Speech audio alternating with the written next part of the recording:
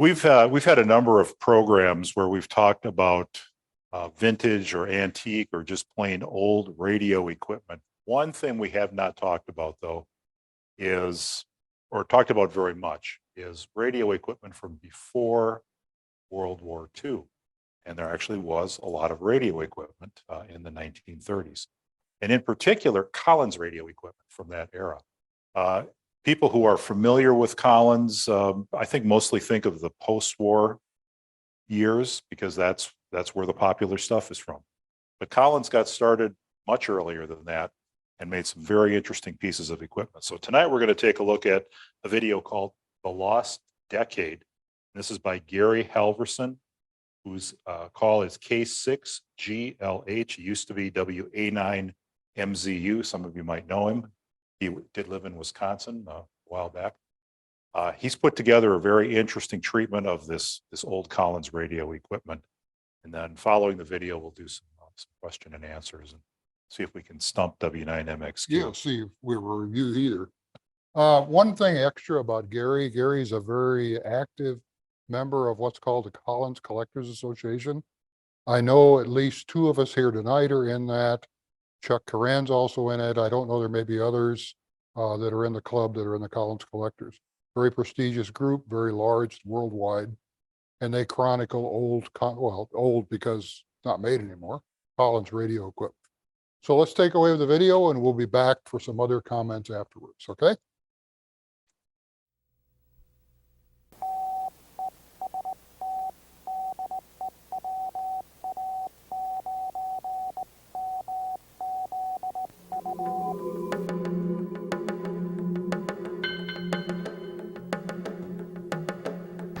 For the vast majority of Collins collectors, knowledge of Collins equipment produced before World War II is sparse.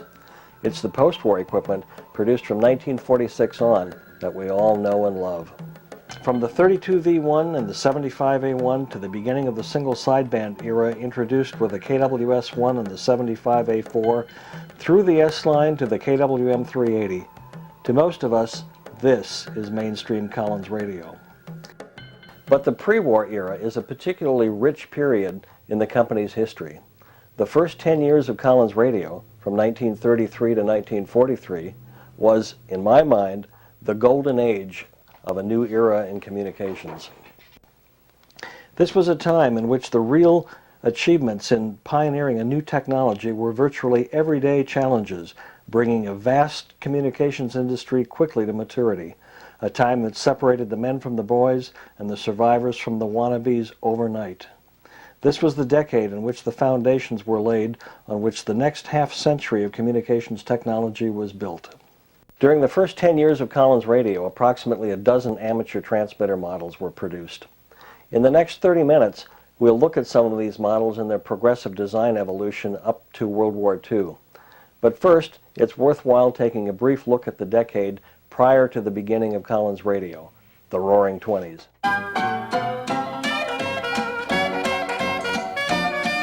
In 1921, Arthur Collins was 12 years old. Having been quite interested in radio since age 9, Arthur's knowledge of radio quickly evolved from the crystal set to the vacuum tube. In the spring of 1921, the recently formed Radio Corporation of America, thanks to the vast production capacities of its manufacturing partner, the General Electric Company, announced the widespread availability of an entirely new family of vacuum tubes and components for both receiving and transmitting.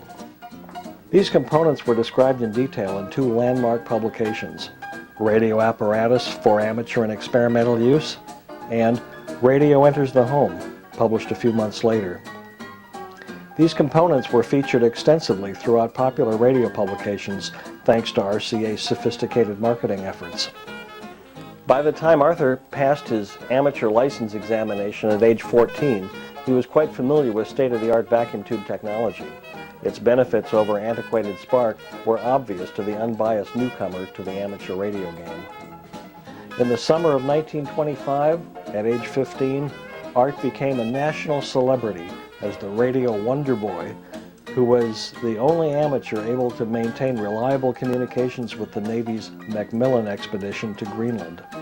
For a 3-week period in August, 9 CXX was the expedition's only contact with the world on 20 meters.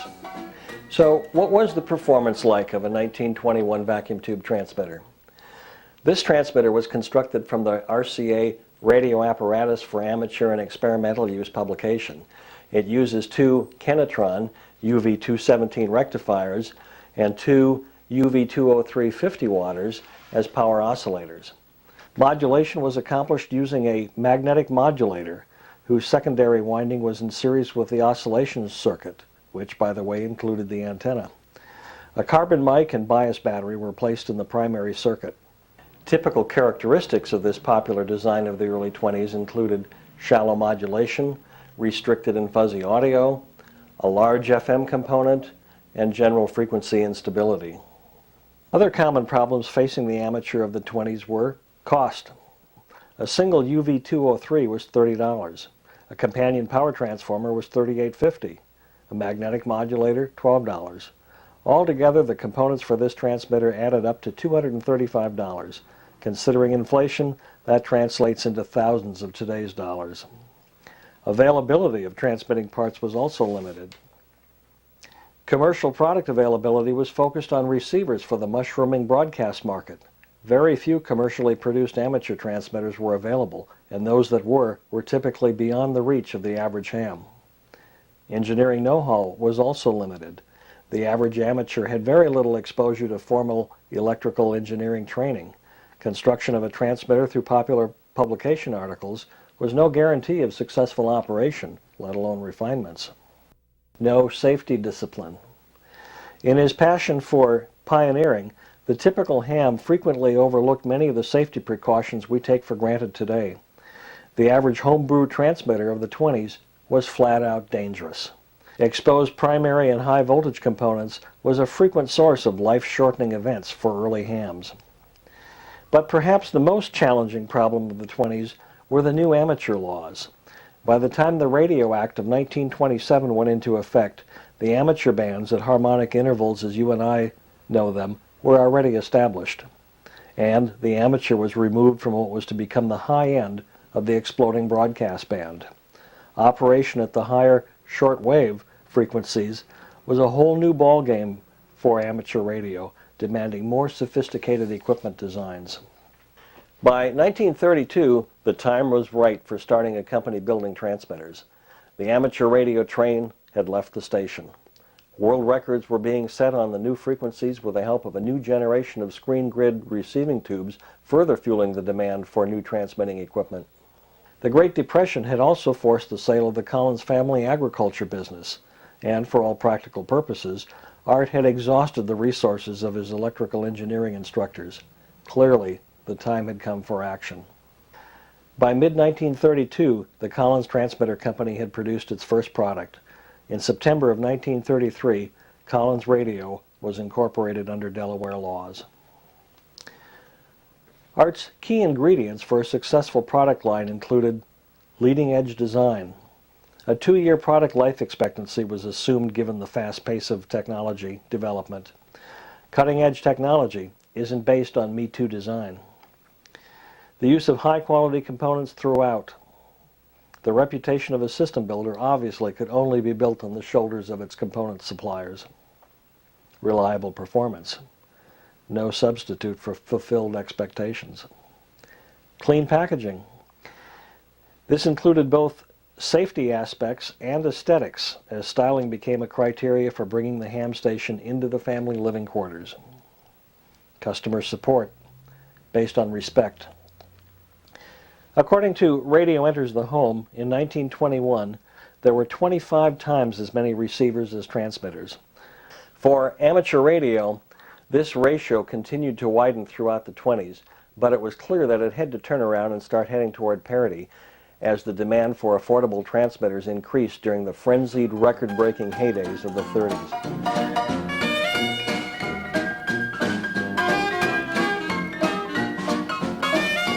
The very first assembled and tested Collins transmitter offered to the general amateur community, the 30W, was introduced in mid-1932. Based on modular building blocks, the 30W consisted of a 500AX power supply and a 10A RF chassis mounted in a sheet metal frame. An optional tuner unit was also offered. Each unit had a bakelite front panel attaching to a steel chassis. Although primitive in comparison to later Collins products, the hallmarks of Collins transmitter philosophy were established in its design. The 30W's black bakelite panels were crisp and clean, with a layout emphasizing convenience. Controls were clearly identified with engraved captions. Its most impressive feature was the row of 4 Weston 310 bug-eye surface-mounted meters adorning the power supply front panel. Above it, a plug-in crystal socket was located on the 10A front panel. A 10A crystal control unit used a 247 oscillator, a 247 buffer amp, and a 210 output. 3 plug-in coils were used in the oscillator, buffer, and output circuits. A fixed-turn magnetic coupling winding on the output coil was terminated to either the optional antenna coupling unit or 2 white porcelain cone insulators mounted on the rear brace that spanned the top of the frame. Later, the 10A RF deck was one of the basic building blocks of the 32B, the 40B, and the 150W and BW transmitters.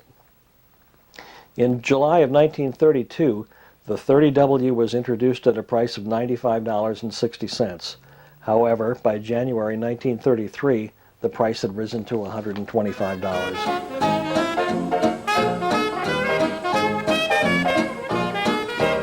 The 4A was Collins' answer to a low-cost basic CW transmitter that the average ham could justify, according to Collins' ads, due to the fact that the combined cost of the components were greater than the purchase price, $58.50, with 1 set of coils, less tubes. In 1933, however, this was still not inexpensive. The 4A was provided with a built-in power supply and used isolantite plug-in coils for each band. Sold as an option, a set of 2 was $5. Rated at 25 watts, it used a 47 oscillator driving parallel 46s. An 80 was used in the oscillator power supply as the low voltage rectifier, and an 83 as the high voltage rectifier. Early 4As had a bakelite front panel, while later production units had an aluminum panel painted with black wrinkle enamel. The meter was a 0 to 50 milliamp Weston in the early units and a Westinghouse model MX in later units. The 4A was the only low-power product offering of the pre-war models.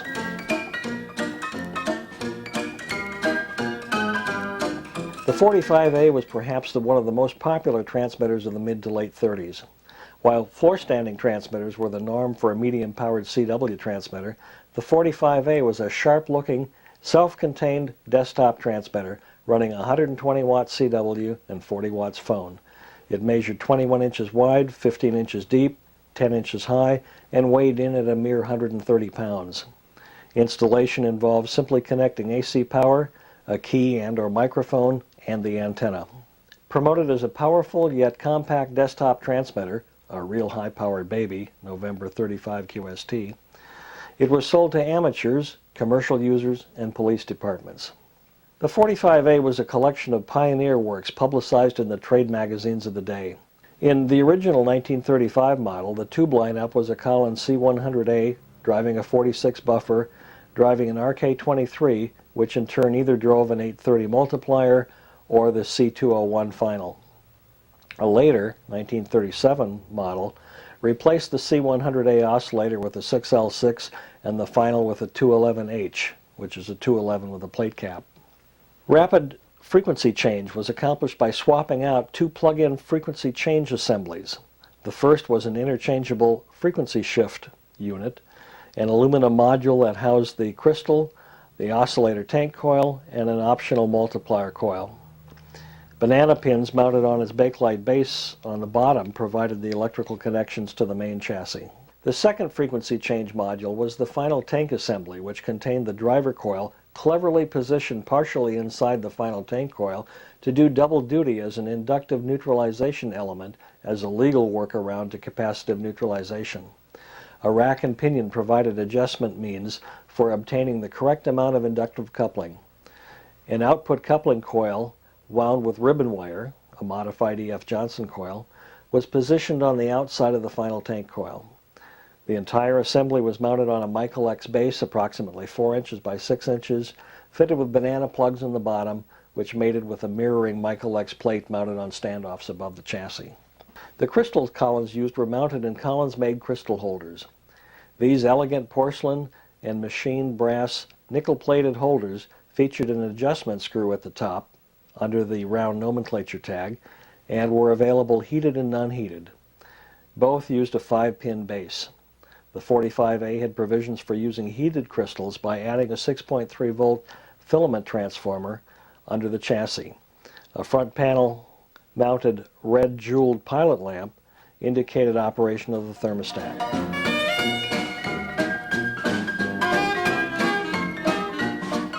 The 30FXC was introduced in 1936 as the successor to the popular 30FXB phone CW transmitter and was rated at 200 watts output on AM and CW and covered 1.5 to 30 megahertz.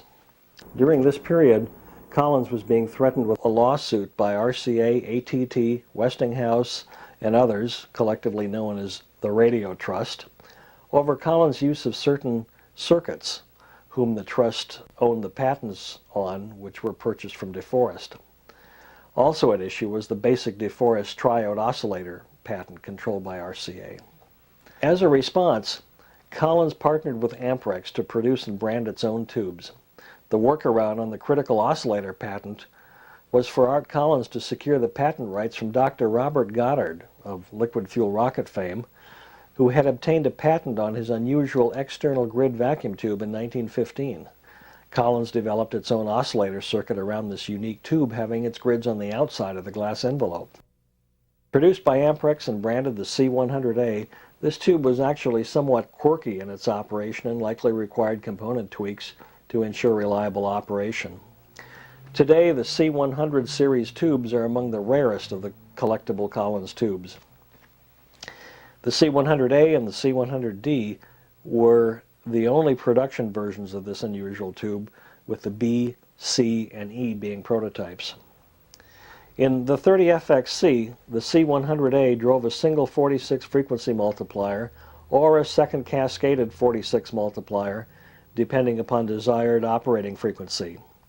An RK20 intermediate amplifier fed the power tube, a Collins C201.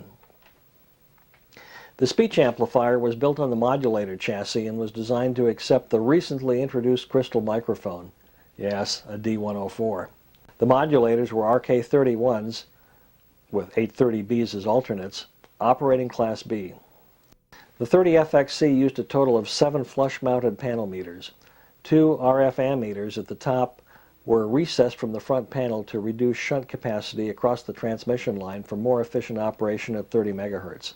The remaining 5 meters spanned the width of the transmitter just below the RF chassis and provided convenient monitoring of all critical current and voltage values. Plug-in coils were used for each band. The final tank assembly was a variation of the 45A tank coil assembly, but instead of the double-duty driver/inductive neutralization coil, a separate driver and neutralization coil were used. As with the 45A, the entire assembly was mounted on a Michael X base. The unit was 55 inches high, 13 inches deep, 19 inches wide, and weighed 260 pounds. It was finished in a black wrinkle enamel paint on the exterior and a smooth aluminum paint on the inside. A special RF section, the 10X, was offered for improved performance on the higher frequencies of 27 megahertz and above. It's my opinion that the 30J is the crown jewel of the Collins pre-war transmitters. Never again in its history has Collins produced such an elegant transmitter for the amateur. Of the post-war models, only the 30K retained the basic style elements. The 30J was a general-purpose transmitter designed for general applications such as police service, aeronautical ground stations, or general point-to-point communications where service is intermittent. Announced in the November 37 issue of QST magazine, the ad stated, "It's our baby and we love it." And given the background of the ad was pink, we can assume it was a girl. The 30J was 40% more powerful than its predecessor, the 30FXC, Rated at 250 watts out on phone and CW. Two basic model types were built, differing mainly in tube lineups. The first 30J series included the Collins tubes, specifically the C100A oscillator and a pair of C101 RF output tubes. The RF deck underwent a complete redesign using 7000 series plug-in coils employed in the 32RA in the low-level RF stages. The driver stage, a pair of 807s, used a plug-in shielded box to house its tank coils. The most radical redesign, however, was the output tuning chassis. Designed for low inductive and capacitive interaction with the plug-in tank coil, the entire frame was constructed from cast aluminum. It was mounted directly above the RF deck and provided easy access to the plug-in coils, which were wound on 2.5-inch by 6-inch coil forms. This assembly also appeared in the commercial 600A2, which was introduced a month after the 30J. The standard output was balanced, but a phasing coil option could be added to convert to unbalanced. By about 1938 or 39, the fences had been mended with RCA, and the 30J RF deck underwent a minor redesign to use more mainstream tubes, including the 802 in the oscillator assembly and a pair of 813s in the final. This model was designated the 30J18. The 30J18 used an 802 crystal oscillator stage feeding either an 807 frequency multiplier or a pair of 807 buffers, selectable, which drove the push-pull 813s. The modulators were a pair of ZB120s, similar to 838s but zero bias. Plug-in coils were used to set the desired frequency range, then tuned with trimmers or sliders to resonance. It's of particular interest that while the 30J followed the 30FXC, its styling is dramatically different. So different, in fact, that, in my opinion, there has never been a prettier Collins transmitter. My guess is that, as part of Collins' strategy in making a serious effort to gain more broadcast market share, they engaged an industrial designer to do an across-the-board product facelift. The 30J was in the right place at the right time. Its distinct deco influence can also be seen on the Collins broadcast audio mixers and transmitters from about 1936 to 38. The unit measured 60 inches high, 20 inches wide, and 13 inches deep, and weighed 386 pounds. It was finished in a St. James gray crinkle and featured a hinged rear door, coil access window, and a meter panel mounted behind glass. All firsts for a Collins amateur transmitter.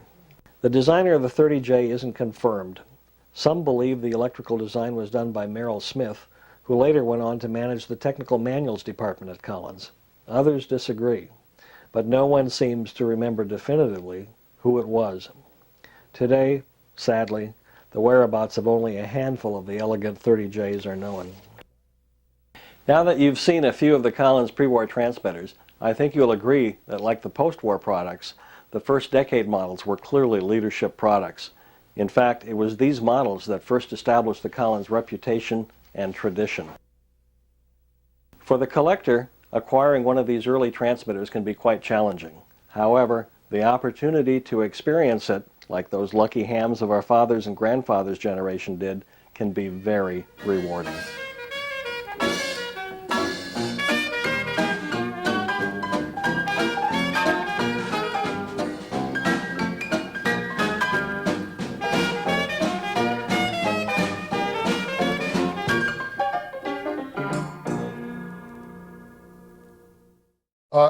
One of the things I'm going to tell you, remember he talked about that Collins designed their products for a 2-year life cycle. Okay, now a lot of those radios are still around somewhere, especially the ones after the war.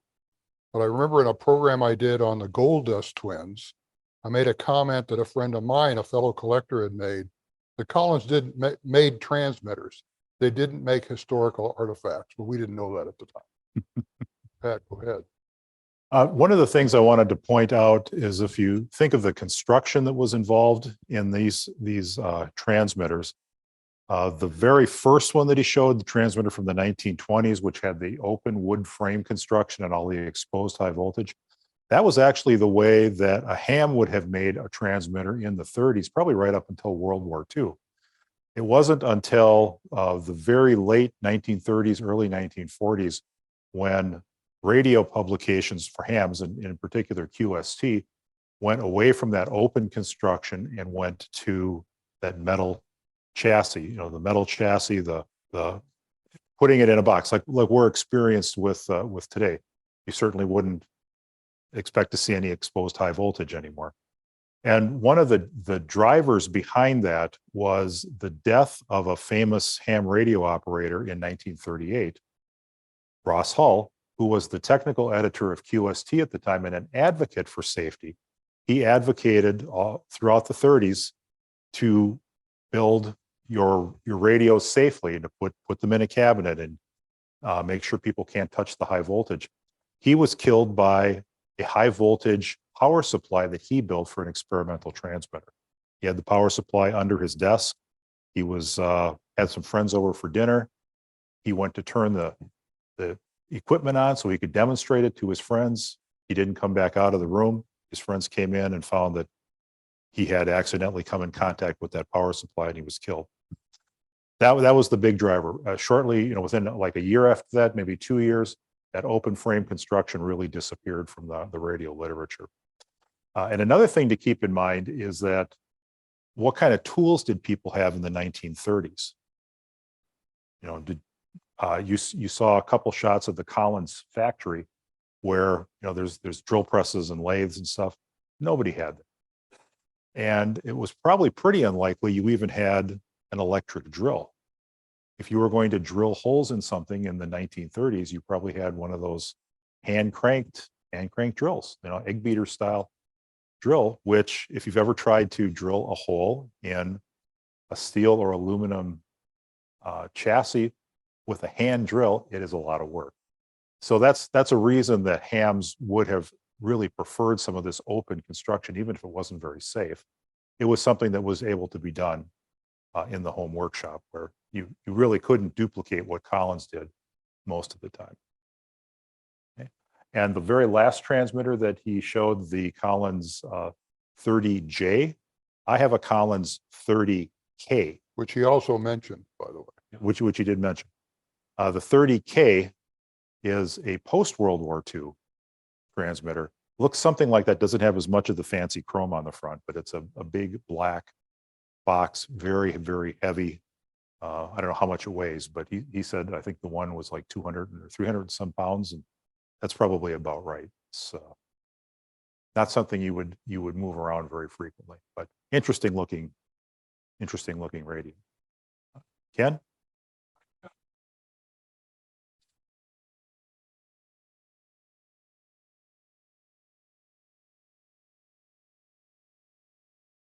And that's because as I think back to when I was really young, I would go to like surplus places and find boxes with capacitors you saw in there. You could see them all over the place. Mm-hmm. So a lot of that equipment probably got destructed or Parted out. The other theory that I have, which I've heard and a lot of support for, is much of it ended up going overseas.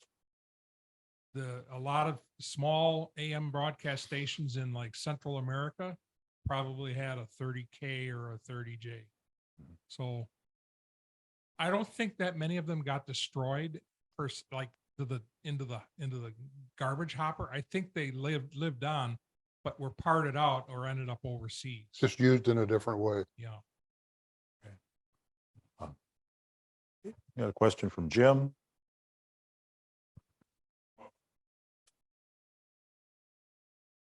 Yeah, that 30K brought back memories.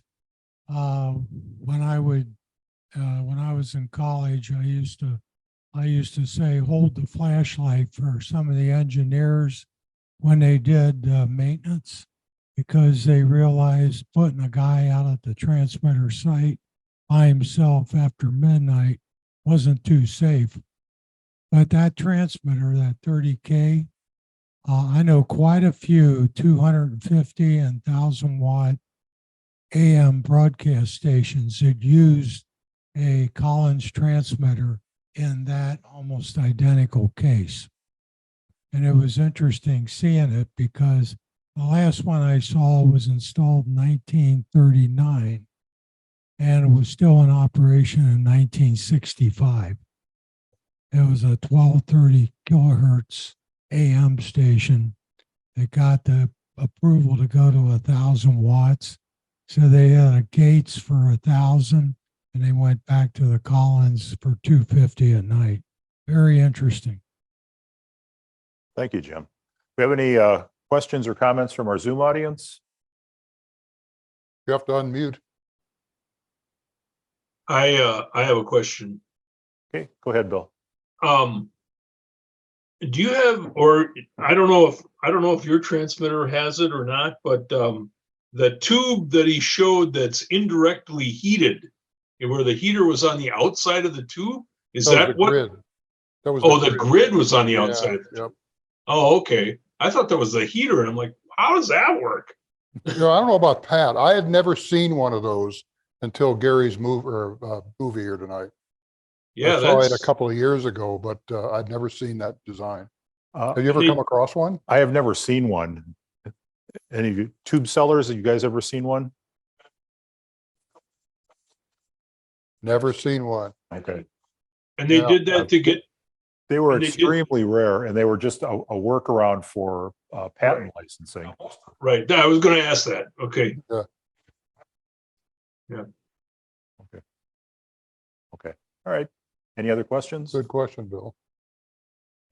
One of the things that's often, you get the microphone over to time. One of the things that's really difficult with these old transmitters and sometimes old receivers is you saw, especially as the radios got more and more complicated, these plug-in modules. So you've got these frequency adjusting modules and final amplifier modules and plug-in coils. Anything that you can unplug and separate from the radio gets lost over time. And in fact, that's what happened to my 30K, in addition to at some point getting tipped over on its side and a bunch of stuff breaking in it, you cannot find the coils. So when you see something like this and you see the coils, somebody worked hard to find all that, or just happened to find something, in a garage or an attic that happened to have all the pieces with it, because those things just disappeared over the years. Okay. And Tom, you had a question? Just a comment. They mentioned the RCA and the patents. We had a company at home called Steinite, and they made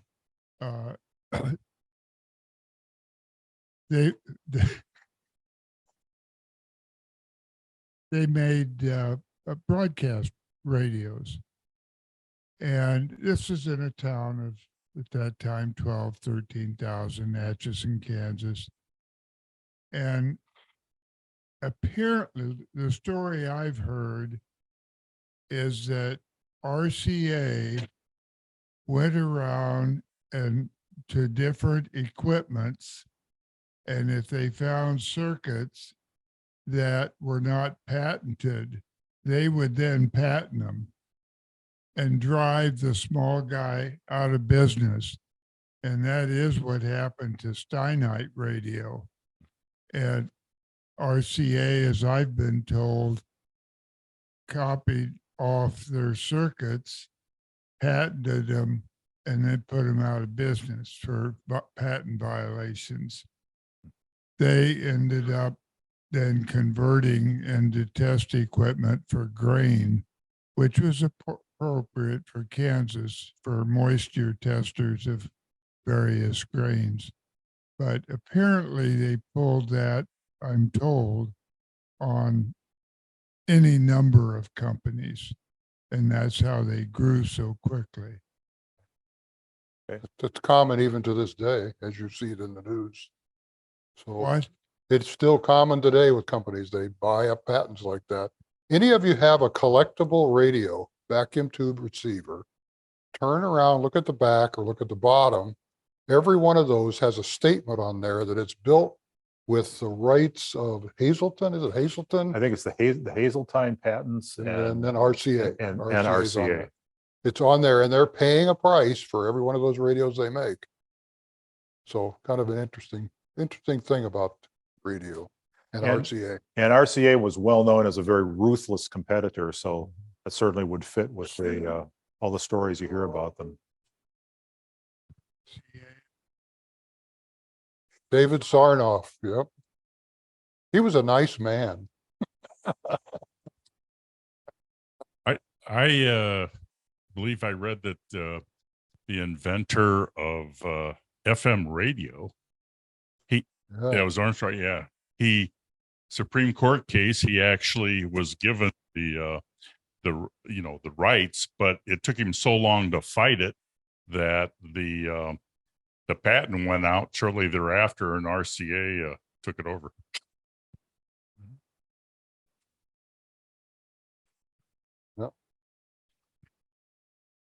The name starts with an F. He was a farmer in Dakotas, Farnsworth, who developed the concept of the scanning for TV, and Okay. it